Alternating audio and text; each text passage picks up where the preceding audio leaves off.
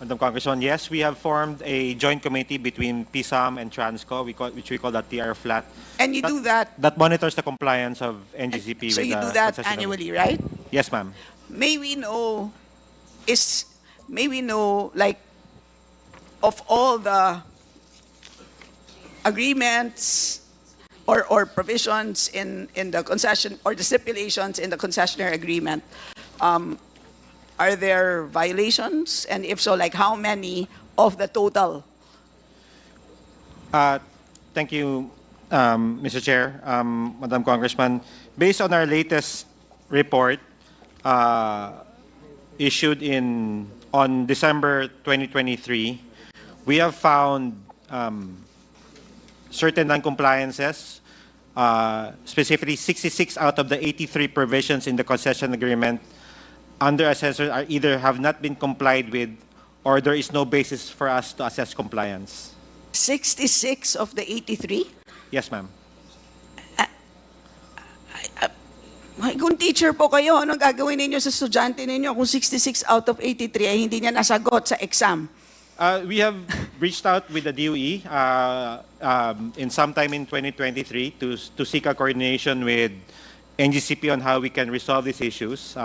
What is the most, I don't have time anymore, but can you just give us the most important or the biggest violation in this 66? Something that Congress must be alerted. Madam Chair, that's why some of these items, Mr. Chair, Madam Congressman, are subject to arbitration, so I cannot easily divulge what these certain provisions are. But again, it's subject to So you are confidentiality. also invoking.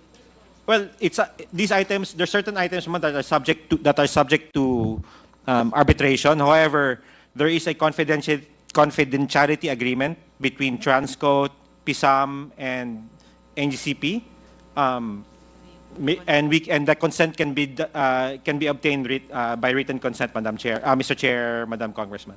Okay, I'll ask you in the second round again. Sorry, just very short promise, Mr. Chair. See, Mr. Rico Vega is the OIC CTO. Short question, bakit po kayo OIC? Honestly, ma'am, yun Sino po ang totoong Chief Technical Officer? Alam namin, kayo po ang OIC. So, pagkakaintindi ko po, kung ikaw ay OIC, meron pong permanenteng CTO na hindi lang po for whatever reason functioning or available, and therefore, you are temporarily designated as such. But in the GIS, curiously, you're also indicated or naka-indicate po dito sa GIS na kayo po ay OIC, CTO. So matagal na pala kayong OIC. Ilan taon na po kayong OIC? Madam Chair, when nag-retire po yung dating OIC namin, yung Pilipino po, si Sunny D. Maliwat, in April 2021, I was designated as OIC CTO. Anong dahilan kung bakit hindi kayo ma-designate na permanent CTO? Yun, ma'am, ang hindi ko rin Pwede bang hindi ko rin alam. malaman, Yeah. Mr. Chairman. Mr. Chair, pwede malaman kay ay sino po bang baka kay Mr. President, Mr. Almeda? Mr. Almeda, there's a question by the Honorable Stella Kimbo.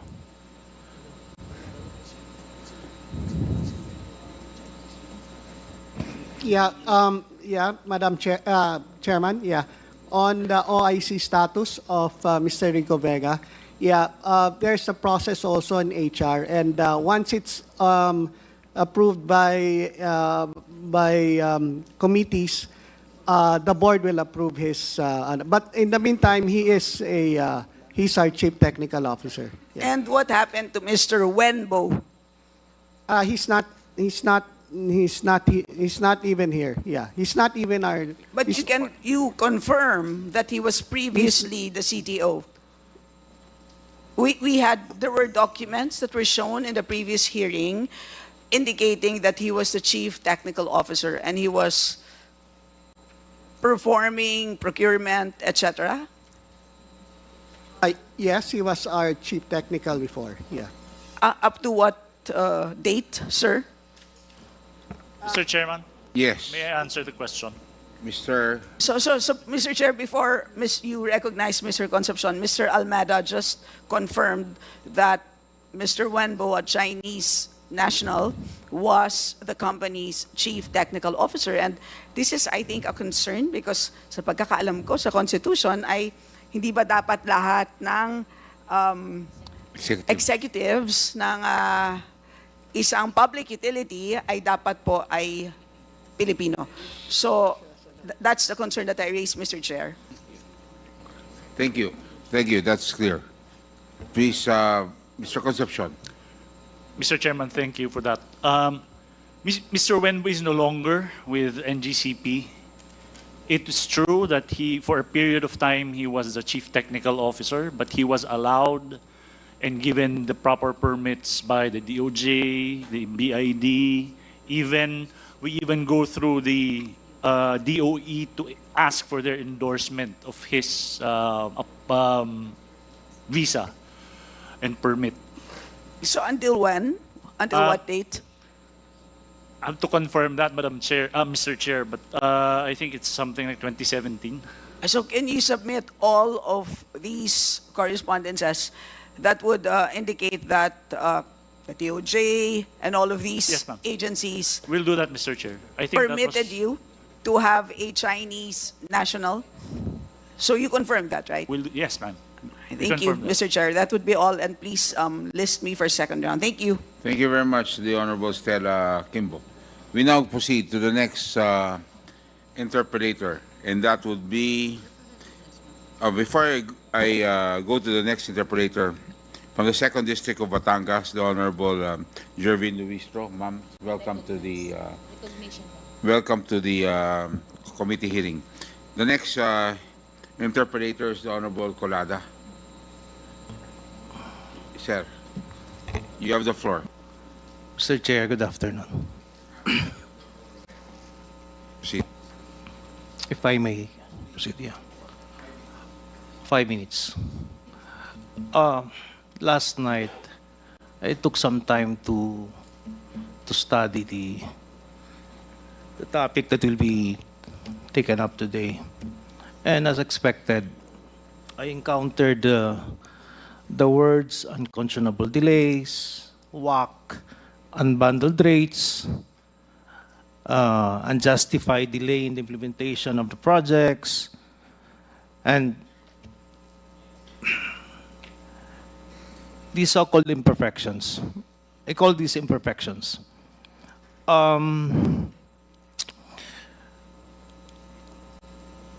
Iniisip ko na, Mr. Chair, do we have representatives from Mr. Chair, do you have representatives from the Department of Finance, Marlica Fund? The OF represented here. Wala, no? They are not. Kasi I'm taking a different tack, a different approach to this. Kasi while I was listening to the discussions this afternoon, parang yung trajectory niya is more on yung performance ng ERC insofar as NGCP is concerned. Yun ang impression ko. With all due respect dun sa mga legitimate issues na raised by Congressman Dan Fernandez and was aptly parang inopose ni Congressman Rufus Rodriguez, to a certain degree, tama yung tama yung manifestation made by Congressman Rufus Rodriguez kasi we're talking about yung performance, yung so-called performance, yung so-called issues na raised by Congressman Dan Fernandez. Am I correct in saying, Attorney Sagayo, that these are pending before ERC? Or some of those were already decided in ERC? Mr. Chairman, if I may respond.